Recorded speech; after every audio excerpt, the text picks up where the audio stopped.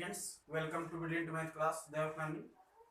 आज आप लोग को लेके आए डिटर्मिनेंट्स के प्रॉपर्टीज ऑफ डिटर्मिनेंट्स। तो आइए देखते हैं प्रॉपर्टीज ऑफ डिटर्मिनेंट्स के अंतर्गत कुछ गुणधर्म है जिसके बारे में हम लोग पढ़ेंगे।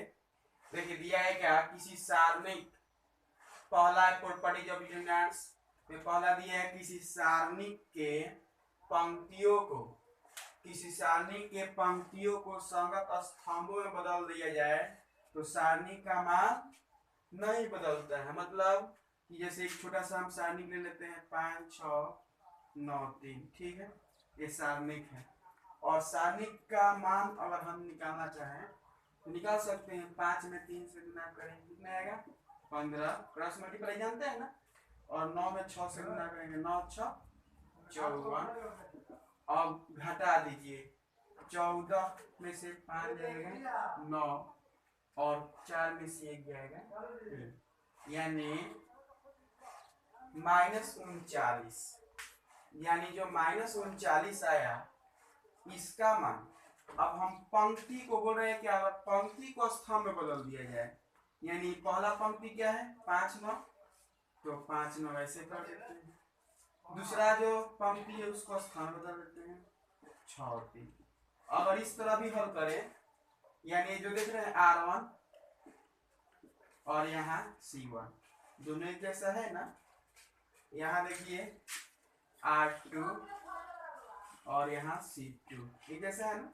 यानी पंक्ति को हम किसे बदल दिए हैं स्तंभ में। तो 5 में 3 से गुना करेंगे 15 और 9 में 6 से गुना करेंगे 9 6 54। तो यहाँ पर हम लोग का जो भी वैल्यू आया वो -39 आया। तो ये जो रहा देख रहे हैं ना, दोनों का जो भी वैल्यू है वह सेम का सेम है। मतलब पंक्ति को स्तंभ में बदल दें या स्तंभ को पंक्ति में बदल दें, यानी पंक्तियों और स्तंभों का क्रम विनिमय, मतलब अगर क्रम बदलते रहे तो उसके मान में कोई परिवर्तन नहीं होता है, जितना है उतना ही रहता है। चलिए इसके बाद हम प्रॉपर्टीज 2 के बारे में पढ़ेंगे और ये 2/2 3/3 4/4 सबके लिए है। चलिए इसके बाद बात करते हैं प्रॉपर्टीज 2 के बारे में। प्रॉपर्टीज 2 क्या देखेंगे, दिया है प्रॉपर्टीज 2 की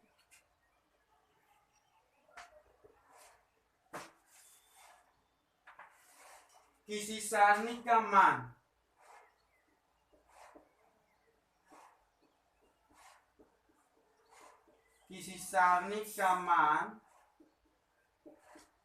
शून्य होता है।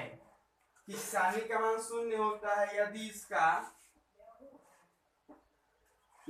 इसका कोई दो पंक्ति या स्तंभ समान हो। क्या हो? समान हो। यानी यदि की सारणी का मान शून्य हो जाता है कब? जब इसका कोई दो पंक्ति या दो स्तंभ क्या हो समान हो। जैसे हम एग्जांपल देख लेते हैं, जैसे दिया है 5 9 3 2 1 100। यहाँ भी लिख देते हैं हम 3 2 2 6 6। चलिए अब इसको हल करेंगे। यहाँ देख रहे हैं ना कि दो पंक्ति ने दो स्तंभ एक जैसा है, इसका वैल्यू डायरेक्ट आप लिख सकते हैं 0। अगर ये आपकी एग्जाम में ऑब्जेक्टिव क्वेश्चन की तरह आ गया तो आप इसका डायरेक्ट वैल्यू क्या लिखिएगा 0, क्योंकि इसमें ये वैल्यू और ये वैल्यू दोनों एक जैसा है। चलिए अब इसको हल करके देख लेते हैं कि क्या इसका वैल्यू शून्य आ रहा है कि नहीं। तो देखिए 5 बंद कर देंगे, 5 वाला बंद करेंगे, मालूम है ना आप लोगों को। इसको हो जाएगा बंद, ये भी बंद हो जाएगा, तो क्या बचेगा 2 2 6 6 2 2 6 6। अब देखिए ये प्लस हुआ और यहाँ का चिन्ह क्या होगा माइनस, तो ये बंद यानी ये बंद, इसके अनुसार ये बंद और ये बंद, तो क्या बचेगा 9 2 2 6 9 2 2 6। उसके बाद प्लस, ये अब इसके अनुसार चलेंगे, R1 के अनुसार हम हल कर रहे हैं। किसके अनुसार? R1 के अनुसार। तो 3 बचेगा, तो ये बंद और ये बंद, 9 2 2 6, 9 2 2 6। चलिए इसको हल करते हैं। देखो हुआ 6 दूना 12, 6 दूना 12 -3, 9 6 54 और 2 दूना 4 +3, 9 6 54 -2 दूना 4। चलिए इसको हल करते हैं। 12 में से 12 जाएगा, 12 में से 12 जाएगा 0, और 0 में 5 से गुना होगा 0, और -3 गुने 54 में से 4 जाएगा 50, +3 गुने 54 में से 4 जाएगा 50।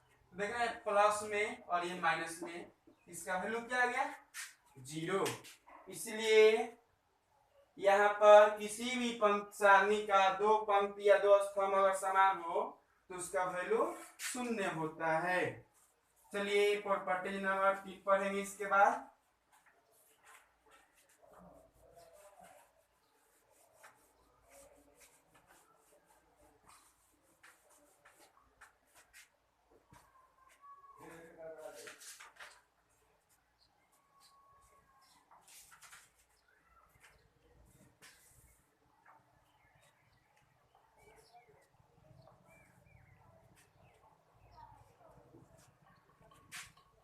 दिया है क्या,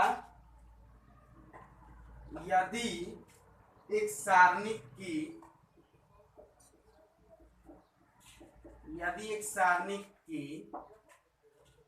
कोई 2 पंक्तियों को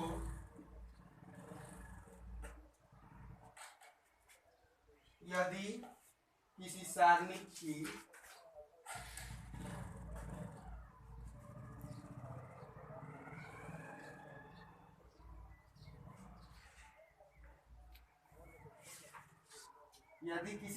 की कोई 2 पंक्तियों को यदि एक सारणी की कोई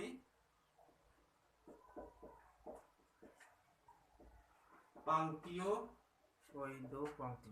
हाँ कोई दो पंक्तियों को या यहाँ हो सकता है स्तंभ भी हो सकता है, पंक्ति या स्तंभों को परस्पर परिवर्तित मतलब बदला जाए, परस्पर परिवर्तित कर दिया जाता है, परस्पर परिवर्तित कर दिया जाता है तो सारणी का चिन्ह बदल जाता है। मतलब यदि किसी सारणी का कोई 2 पंक्तियों को या पंक्ति या स्तंभों को परस्पर बदल दिया जाए, 2 पंक्ति या 2 स्तंभ को अगर बदल दिया जाए तो उसका सारणी का चिन्ह बदल जाता है। जैसे देखिए, जैसे यहाँ पर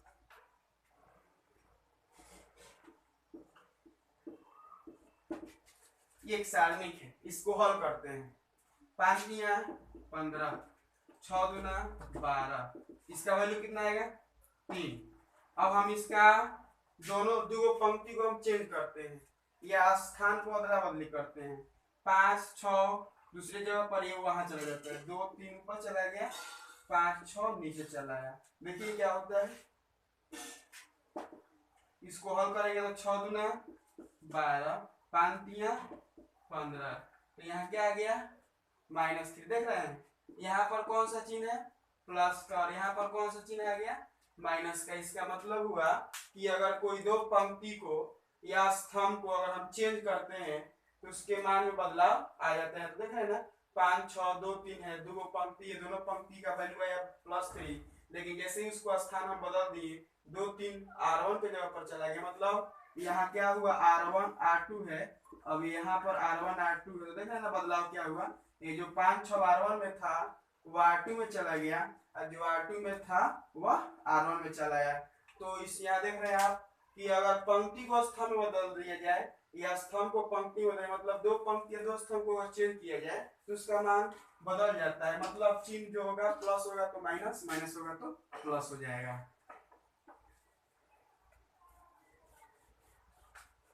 चलिए उसके बाद प्रॉपर्टीज 4 की तरफ चलते हैं।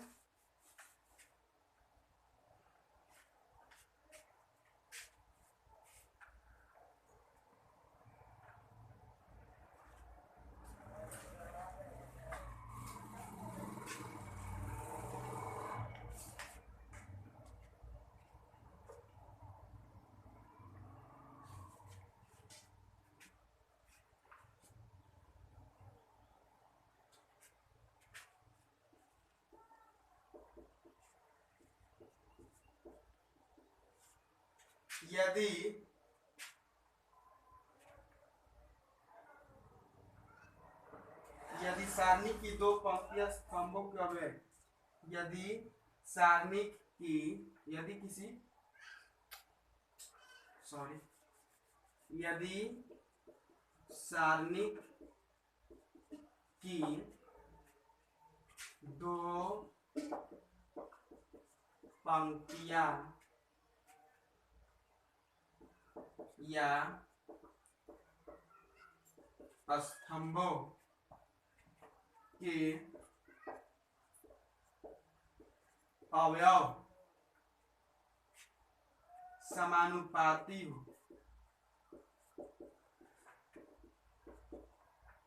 तब उनका मान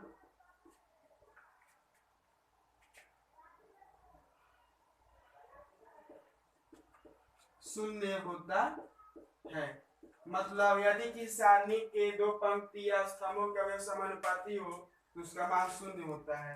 मतलब कि जैसे 5 6 आप 5 दूना 10 6 और 5 दूना 10 6 दूना 12, जैसे देख रहे हैं ना यहाँ पर सारणी, इसका वैल्यू डायरेक्ट हम लिख सकते हैं 0, क्योंकि और इसके अवयव को समानुपाती करें तो 5/10 लिख सकते हैं, तो इसका वैल्यू क्या आएगा 1/2, और 6/12 लिखे हैं तो इसका भी मान कितना है 1/2। देख रहे हैं ना यहाँ 1/2 1/2 है, मतलब ये दोनों का वैल्यू जब एक जैसा मतलब समानुपाती है तो उसका वैल्यू डायरेक्ट 0 हो सकता है। जैसे 12 5 60 माइनस 10 6 60, तो कितना है वैल्यू 0। इसका मतलब यदि सारणी की दो पंक्ति स्तंभों के अवयव समानुपाती हो तो इसका मान क्या होता है शून्य होता है। चलिए इसके बाद प्रॉपर्टीज 4 से बाद 5 देखते हैं।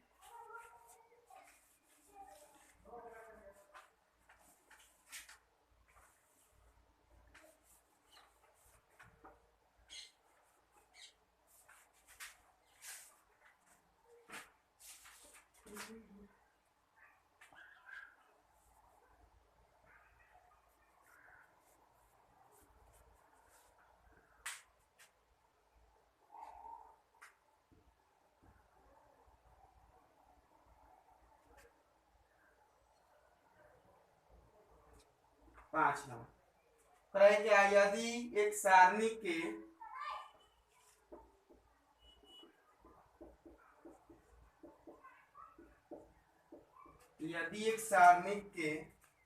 किसी एक पंक्तिया स्तंभ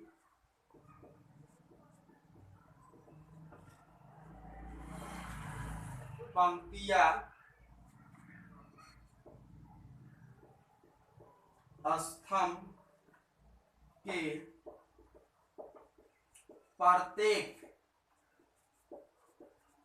अवयव में एक अचर से गुना किया जाए तो उसका मान भी के से गुणित हो जाता है। मतलब यदि एक सारणी के किसी एक पंक्ति या स्तंभ के प्रत्येक अवयव में एक अचर पद से अगर गुना कर देते हैं तो उसका जो वैल्यू आएगा उसका वैल्यू भी उतना से गुना हो जाएगा। मतलब अगर 5 से गुना कर तो 5 गुनी हो जाएगा, 6 से गुना कर 6 गुनी हो जाएगा, और 10 से गुना कर 10 गुनी हो जाएगा, 12 से गुना है तो 12 गुनी हो जाएगा। मतलब जिस अचर पद से गुना करते हैं सारणिक का मान उतना गुना हो जाता है। जैसे हम एक छोटा सा उदाहरण देखते हैं, देखिए जैसे देखिए 6 में 5 से गुना कीजिए, 6 पचे 30 माइनस 3 गुना 6 कितना है 24 वैल्यू है। अब हम क्या करते हैं कि एक अचर पद से गुना करते हैं। अब देखो बाबू यहाँ पर एक छोटी सी पॉइंट हम लोग को समझना है। जैसे अगर एक आव्यूह मैट्रिक्स में अगर किसी अचर पद से गुना करते हैं तो उसके सारे एलिमेंट में गुना होता है, एक भी एलिमेंट बचता नहीं है, सारे एलिमेंट में गुना होता है। लेकिन वही अगर डिटरमिनेंट्स की बात करें, सारणिक की बात करें, तो इसमें अगर किसी अचर पद से गुना करते हैं तो या तो एक पंक्ति में गुना होगा और नहीं तो एक स्तंभ में गुना होगा। ऐसा बात नहीं कि हम सारणिक में भी सारे एलिमेंट में गुना करेंगे, तो समझिए कि अगर गुना करें तो गलत हो जाएगा। इसलिए आपको बात याद रखनी है, या तो 5 से पंक्ति में गुना कर सकते हैं, या तो इस पंक्ति में नहीं तो इस पंक्ति में, या तो इस स्तंभ में नहीं तो इस स्तंभ में, किसी एक ही में।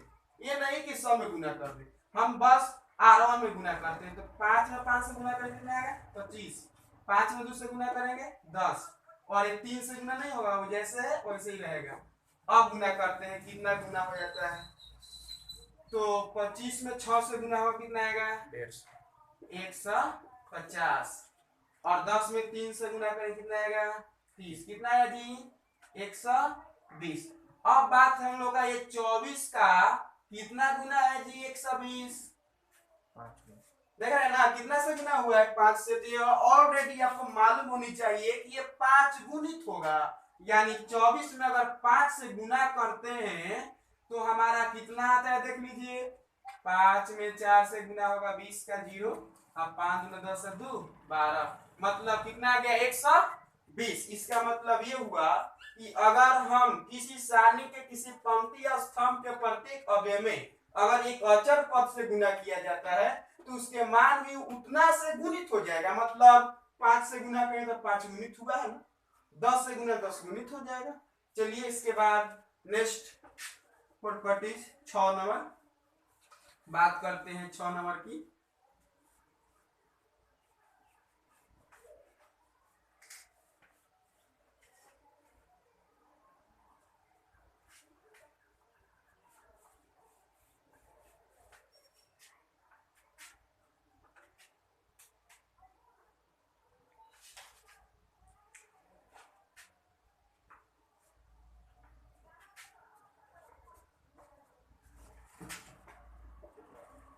यदि एक सारणिक की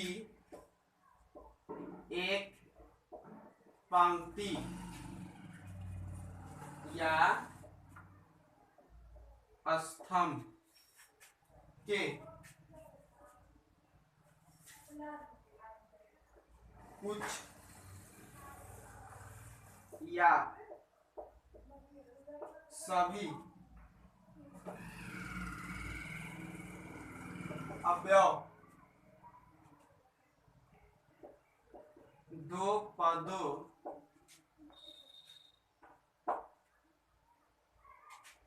पदों के योगफल के रूप में व्यक्त हो तो सारणिक को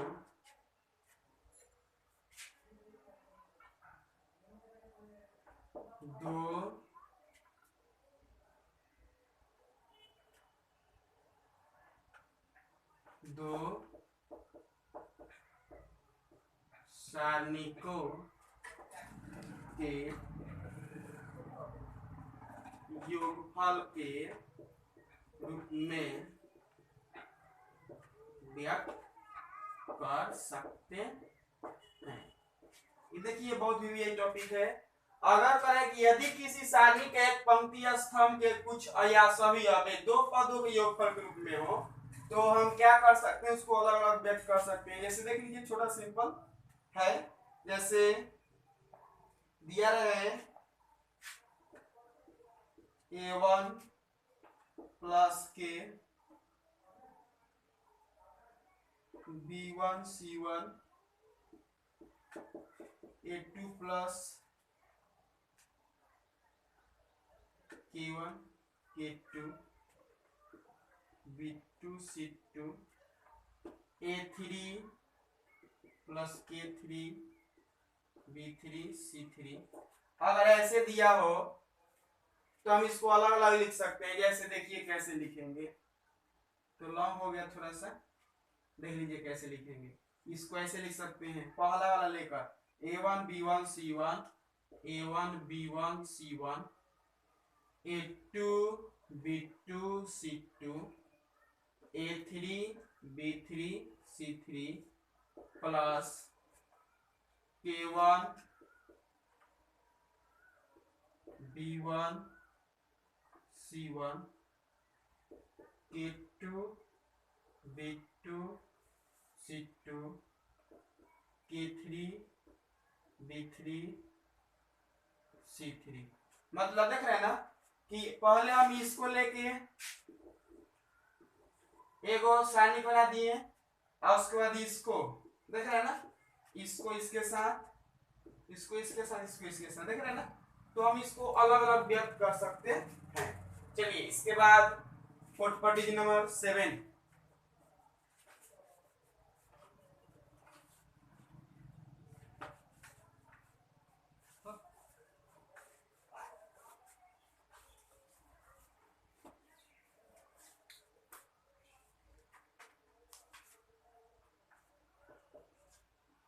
यदि किसी सारणिक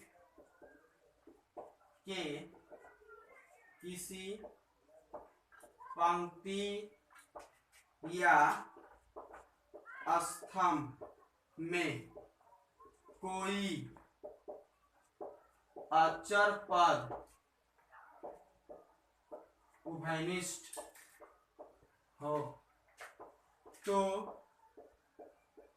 उसको सारणी के बाहर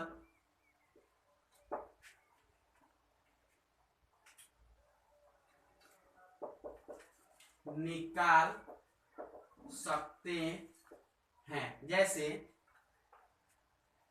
मतलब यदि कि सारणी के किसी पंक्ति स्तंभ में कोई अचर पद उभयनिष्ठ हो, सब में मिल रहा, तो उसको हम सारणी के बाहर निकाल सकते हैं। जिस तरह गुना किए उस तरह निकाल सकते हैं। देख लीजिए 25 50 75 3 6 8 7 5 4, ठीक है। देखिए अगर ध्यान से देखिएगा तो इसमें इस लाइन में 25 कॉमन है। 25 के प्राइम 25 है, 25 गुना 50 25 भी है, इसमें भी 25 है। तो हम तीनों जगह से 25 को कॉमन कर सकते हैं। यानी जब 25 कॉमन कर लेंगे तो देखिए क्या बचेगा, 25 से कम 25, 25 गुना 50 है, 25 दिया 75। ये जैसा है वैसा ही रह सकता है, इसमें कोई बदलाव अगर होगी कोशिश, अगर इसमें भी कुछ कॉमन होगा तो उसको भी हम बाहर निकाल सकते हैं। ठीक है, ये रहा 7। चलिए इसके बाद हम सारणी के 8वें प्रॉपर्टीज के बारे में पढ़ेंगे।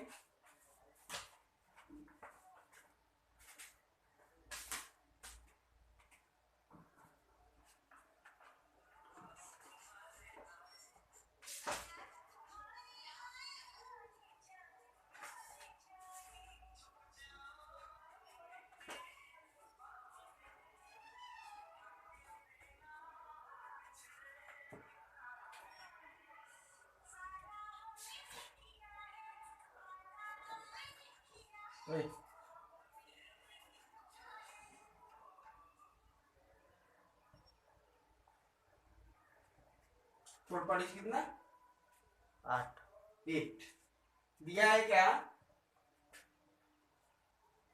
किसी सारणिक के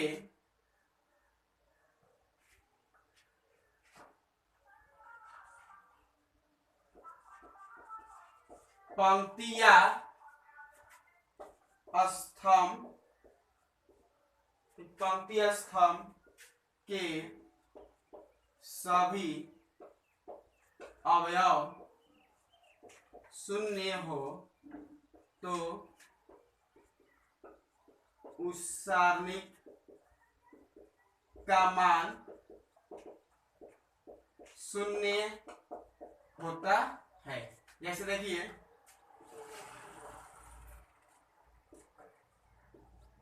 देख लीजिए, छोटा सा सारणिक है और इसका वैल्यू देख रहे हैं 0 है, तो इसका डायरेक्ट वैल्यू लिख सकते हैं आप क्या 0। जैसे हम गुना भी करें 5 0 0 और 2 में 0 से गुना करेंगे 0 0 माइनस 0 0 होगा। तो सिंपल है। चलिए इसके बाद प्रॉपर्टी 9 देखते हैं।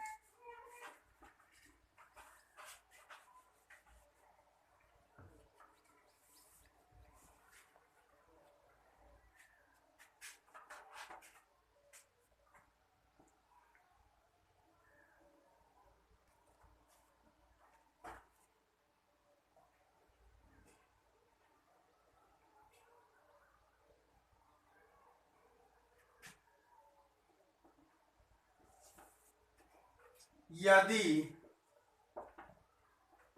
आव्यूह ए बराबर ए आई जे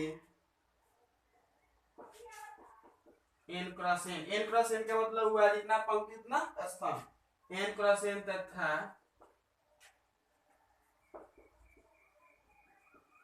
के कोई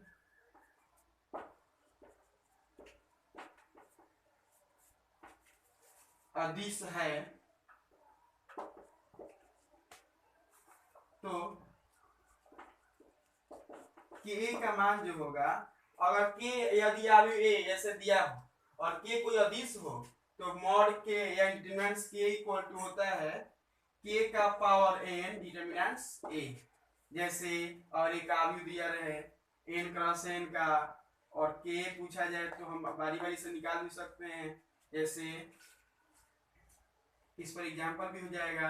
अगर 3 क्रॉस 3 कोटि का कोई आव्यूह है, ठीक है, और ए बराबर दिया है ए आई जे, ठीक है, 3 क्रॉस 3 का है, तो 5k अगर कोई 5k कोई पूछे कि 5k का वैल्यू क्या होगा, तो आप लिख सकते हैं 5 का पावर k का पावर n, n का मान कितना है 3 क्रॉस 3, तो 5 का पावर 3 इनटू डिटरमिनेंट्स a। मतलब बहुत वीवीआई ट्रिक है। वीवीआई इसमें से आपके एग्जाम में एक क्वेश्चन पूछा जाता है और ये ऑब्जेक्टिव क्वेश्चन है, बहुत वीवीआई है, बहुत वीवीआई, इसलिए ये आपको हमेशा हमेशा के लिए समझना पड़ेगा, हमेशा आपको दिमाग में रहनी चाहिए। चलिए इसके बाद प्रॉपर्टीज 10 देखते हैं।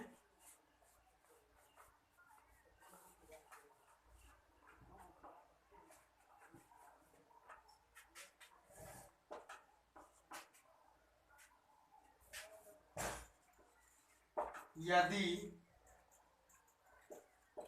ए तथा बी समान कोटि का दो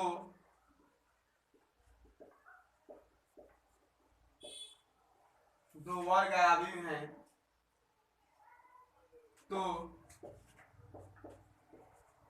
डिटरमिनेंट्स ए बराबर determinants A into determinants B. मतलब यदि ए और बी समान कोटि का दो और वर्ग आव्यूह है तो डिटरमिनेंट्स ए बी का जो वैल्यू होगा डिटरमिनेंट्स ए का वैल्यू और डिटरमिनेंट्स बी के वैल्यू के गुणनफल के बराबर होगा।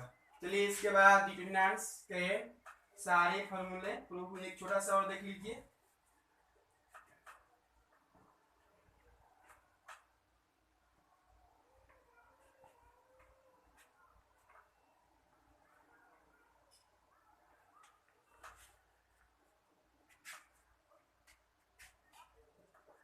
प्रॉपर्टी 11, यदि सारणिक की आव्यूह